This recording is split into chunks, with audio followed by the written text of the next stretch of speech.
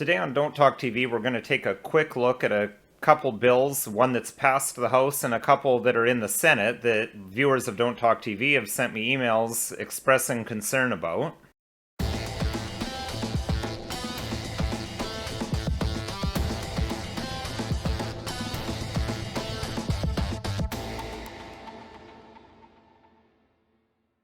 Hello, my name's Nicholas Wansbutter. I'm a lawyer in Stratford, Ontario, Canada, and welcome to Don't Talk TV.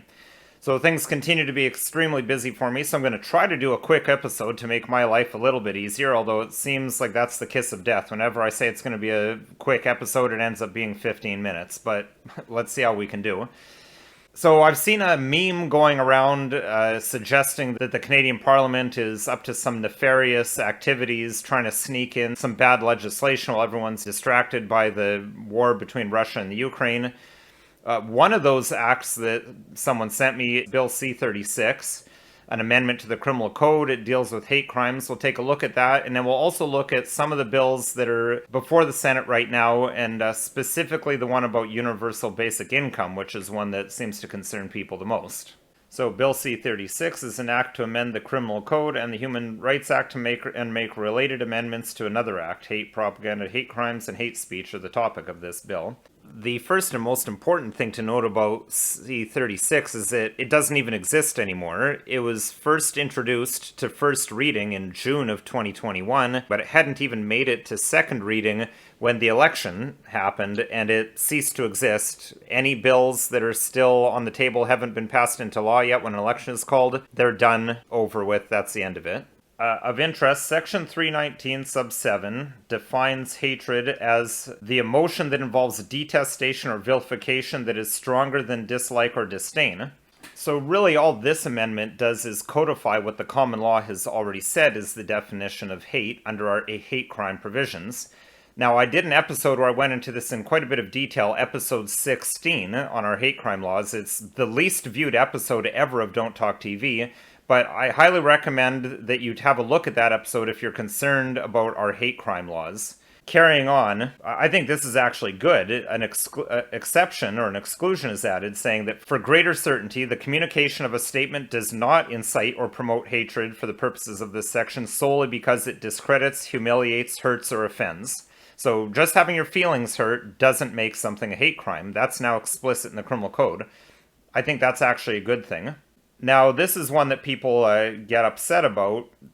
They've added to Section 810 of the Criminal Code the ability to get a Section 810 peace bond if one has or is able to prove that they have reasonable grounds to fear that another person will commit a hate crime, that being a crime under Section 318 or 319, an offense under Section 430, or an offense motivated by bias, prejudice, or hate based on race, etc. This is adding another ground to Section 810. So Section 810 of the Criminal Code allows you to get what's essentially a restraining order. Restraining order is an American term, but that's what it is. It orders that you can't have contact with someone if they have a reasonable fear that you would cause bodily harm to them or psychological harm.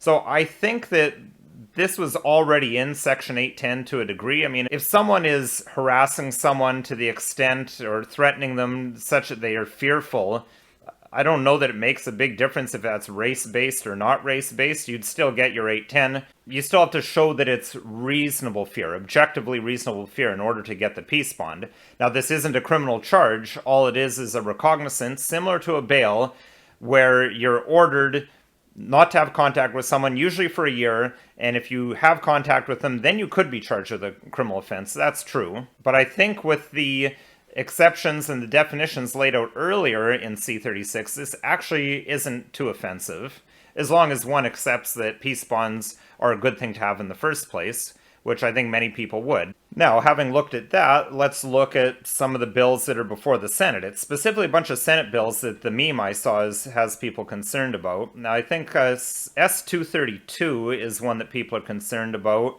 which is an act respecting the development of a national strategy for the decriminalization of illegal substances. This is only past first reading. It needs to get through second reading. Then it goes to the House of Commons, because this is a bill that's been introduced by the Senate. So, unlike the process we're more familiar with, or bills that start with the letter C, those start in the House of Commons. Once they pass the Commons, they go to the Senate, then to the Governor General.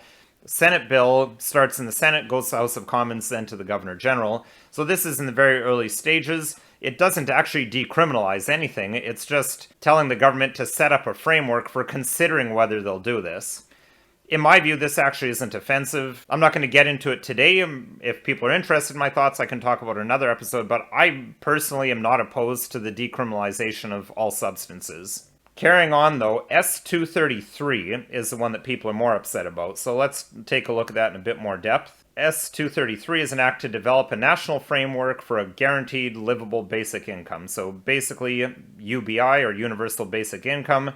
But again, this is just setting up a framework. This isn't actually creating universal basic income. And again, this has completed first reading on December 16th, 2021, but it's still in progress for second reading. This is actually an older bill. It was around in the last parliament, and it died because of the election. So that may happen again, we'll see. But just taking a look at the actual text of the bill, again, what it's ordering here is that the minister must develop a national framework for the implementation of a guaranteed livable basic income throughout Canada for any person over the age of 17, including temporary workers, permanent residents, and refugee claimants. And it indicates a number of people that must be consulted under the consultation section, and it says what the framework must include. So the framework has to determine what constitutes a basic livable income, has to create national standards, ensure that participation in education and training is not required, and to ensure that the implementation does not result in a decrease in services or benefits. So what it says is within 1 year of this act coming into force, the minister must prepare a report setting out the framework, and within 2 years must undertake a review of the effectiveness of the framework. So really what S233 is it's just saying we need to study this. It's not actually implementing it.